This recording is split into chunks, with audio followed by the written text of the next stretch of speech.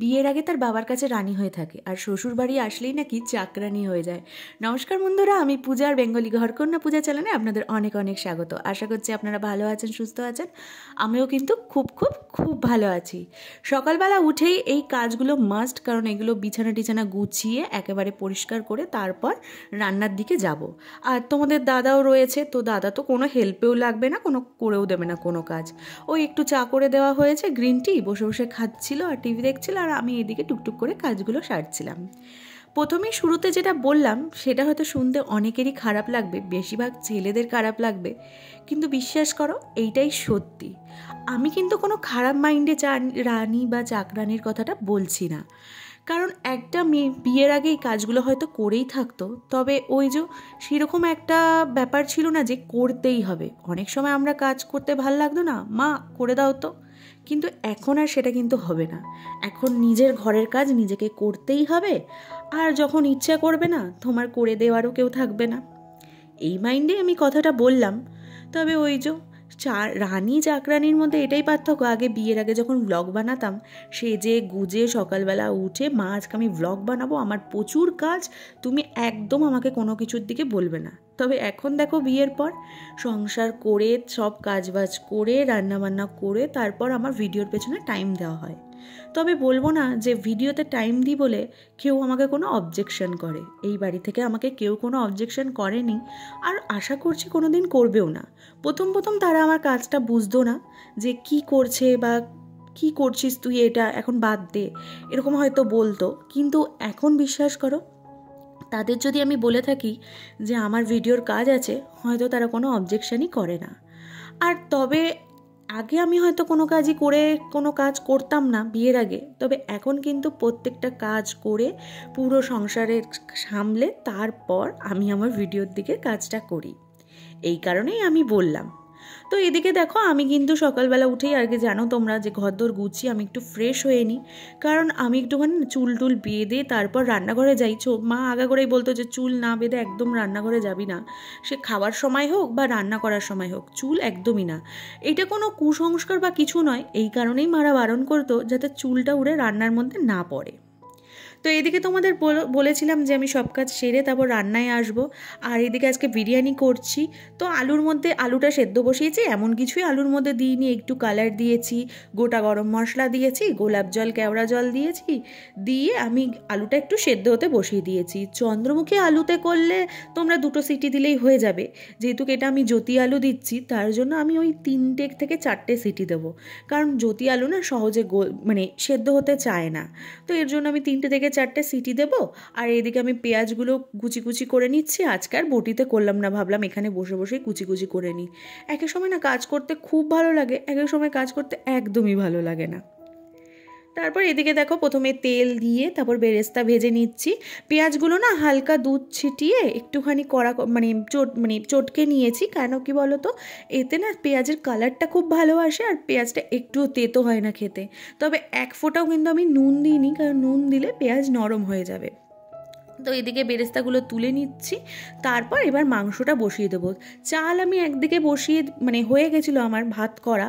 ভাতের মধ্যে তোমরা ওই গোটা গরম মশলা আর তোমার একটুখানি এলাচ বেশি করে আর তেজপাতা, ঘি বা তেলও দিতে পারো, আর তোমার এদিকে একটুখানি গোলাপ জল কেওড়া জল দিয়ে ভাতটা আমি করে নিয়েছি, করে ঝাড়িয়ে তারপর আমি একটু ফ্যানের তলায় রেখে দিয়েছি, এতে কিন্তু ভাতটা ঝরঝরে হবে। তোমরা কিন্তু আবার কেউ ফ্যান ঝাড়িয়ে ভাতের ওই ঢাকা দিয়ে রেখে দিও না, তাতে কিন্তু পুরোটাই ভাত গলে গলে যাবে। তারপর দেখো কড়াইতে গোটা গরম মশলা ফোড়ন দিয়ে একটু পেঁয়াজটাকে হালকা ভেজে ভেজে, মাংসটা আমি ভাজি না, কারণ আমার না মাংস ভাজলে একদম বিরিয়ানির মাংস ভালো লাগে না, কেরম চামটে চামটে লাগে। তাই জন্য ওই পেঁয়াজের সাথেই ধর ওই 1 মিনিট মতো একটু ভালো মতো নাড়িয়ে নেব, একটু মাংসের কালারটা যাতে চেঞ্জ হয়। অনেকে আছে আবার ভেজেও নেয় বা একসাথে মাখিয়ে বসিয়ে দেয়, আমি বসাই না। দেখো এদিকে মাংসের কালার চেঞ্জ হয়ে যাওয়ার পর এদিকে আদা রসুনের রসটা দিয়ে দিলাম। আদা রসুন পেস্ট করে আমি রস দিই না, আমি ওই পেস্টটার মধ্যে একটু ভালো করে জল দিয়ে ওর মধ্যে দিয়ে দিই। তারপর এখানে দুধটা দিয়ে দিলাম, একটুখানি দুধ রেখে দেবো কালার মেশানোর জন্য। আমি কিন্তু খুব একটা মাংসের জল আমি জল দিই না বলা যায়, এই দুধ আর তোমার রসুন আর আদার যে জলটা দিয়ে সেটা দিয়ে মাংসটা হয়। তারপর যেরকম মাংসে তোমরা মশলা দাও, হলুদ গুঁড়ো ছাড়া একটুখানি তোমার লঙ্কার গুঁড়ো, তারপর তোমরা কাঁচা লঙ্কাও চাইলে দিতে পারো, আমরা খুব একটা কাঁচা লঙ্কা দিই না। তারপর এখানে জিরের গুঁড়ো, ধনের গুঁড়ো একটুখানি, তারপর এখানে নুন, চিনি একটু স্বাদ মতো, আর এখানে টক দইটা মাস্ট। তবে তোমরা টক দই যারা মানে গ্রেভির মধ্যে ফাটাতে পারো না, কড়াইয়ের মধ্যে মেশাতে পারো না, তারাই একটুখানি গরম গ্রেভি একটুখানি তুলে নেবে, তুলে নিয়ে ওর মধ্যে টক দইটা গুলে তারপর টক দইটা দিয়ে দেবে। এবার দেখো, এবার নুন দিয়ে দিলাম স্বাদ মতো, আর একটু চিনি দিয়ে দিলাম। চিনিটা কিন্তু ওই ব্যালেন্স করার জন্য, ঝাল মিষ্টিটা ব্যালেন্স করার জন্য চিনিটা দেওয়া হয়। অনেকে চাইলে দিতেও পারো, অনেকে নাও দিতে পারো, তবে চিনিটা দিলে ভালোই লাগবে। তারপর দেখো আমি কিন্তু আর কোনো কষালাম না, একটু ফুটে উঠলেই ওটা ঢাকা দিয়ে সেদ্ধ করে নিলাম। মাংসগুলো যেই দেখো সেদ্ধ হয়ে গেল, তার মধ্যে আমি আর একটু ঝাল দিলাম, কারণ আমার একটু ঝালের প্রয়োজন ছিল, তাই ঝালটা দিলাম। ঝাল দেওয়ার পর এখানে 2টো আলু বোখরা আমি ফেলে দিলাম। তোমরা নর্মাল মার্কেটে, যারা জানো না আলু বোখরা, তারা কিন্তু নর্মাল মার্কেটে আলু বোখরা কিনতে পেয়ে যাবে। 2টো আলু বোখরা দেওয়ার পর এখানে 1 প্যাকেট গুঁড়ো দুধ আর একটুখানি তোমার ওই বিরিয়ানির মশলা দিয়ে এবার ভালো মতো নাড়িয়ে আলুগুলো এর মধ্যে দিয়ে দেবো। দিয়ে ওই 2 মিনিটের মতো কি 1 মিনিটের মতো একটু ফোটাবো। কেন বলো তো, একটুখানি মানে ভাপিয়ে নিলে তাহলে আলুর মধ্যে রসগুলো ঢুকে যাবে।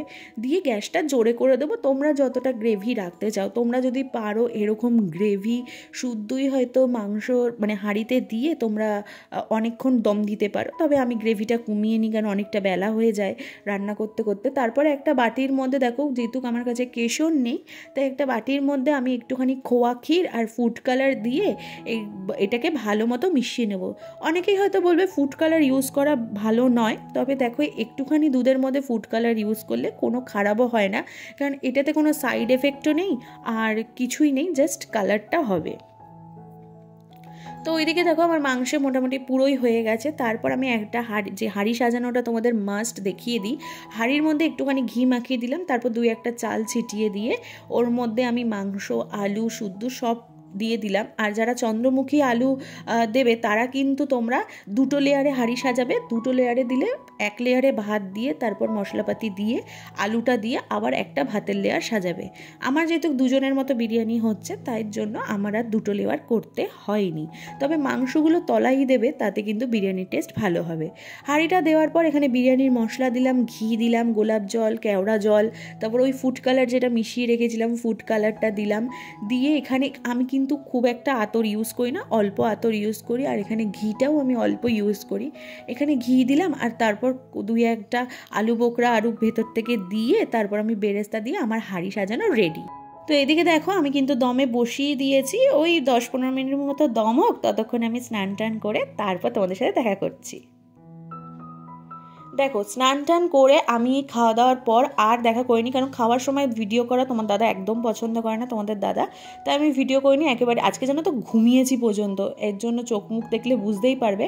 তার মধ্যে দেখছি একটা পার্সেল এসছে, এখানে ওই ফ্ল্যাক্সিড অর্ডার দিয়েছিলাম, আগের ফ্ল্যাক্সিডটা যেহেতু আমার শেষ হয়ে গেছে, তো 2টোতে আমি অনেক কম দামে পেয়েছি 2টো, তাই জন্য সঙ্গে সঙ্গে অর্ডার দিয়ে দিয়েছিলাম। তো এদিকে দেখো ফ্ল্যাক্সিড চলে এসছে, আর তোমার শ্রেয়া এসছিল, তো শ্রেয়া আমি গল্প করছিলাম, আর তোমাদের দাদা দেখো এখানে চাউমিন নিয়ে এসছে, তাই জন্য আমি একটু চাউমিন বেড়ে ফেলছি। আর একটা জিনিস জানো তো, আমি ব্লগের মধ্যে একদম ভুলে গেছি, যে শ্রেয়া এসেছিল, আমি কিন্তু শ্রেয়াকে দেখাতেই ভুলে গেছি। তো যাই হোক, শ্রেয়া এইদিকে ভিডিও করে দিয়েছিল আর আমি চাউমিনগুলো এদিকে বেড়ে ফেলছিলাম। আমরা চাউমিন খাবো আর গল্প করব অনেকদিন, আর অনেকটা করে চাউমিন নিয়ে এসছে। তো যাই হোক, আমরা চাউমিন খেতে খেতেই আজকের ব্লগটা তাহলে শেষ করছি। সবার সাথে দেখা হবে আবার নেক্সট ব্লগে। তো সবাই ভালো থেকো, সুস্থ থেকো, সেফ থেকো, আর অবশ্যই লাইক, কমেন্ট, শেয়ার আর সাবস্ক্রাইব করে দিও। আর যারা ফেসবুক থেকে দেখছো তারা কিন্তু অবশ্যই ফলো করে দিও। তো আমার ব্লগগুলো কেমন লাগছে অবশ্যই কিন্তু জানিও। তো চলো তাহলে চাউমিন খেতে খেতে আজকের ব্লগটা শেষ করি। আজকের মতো শুভরাত্রি, টাটা।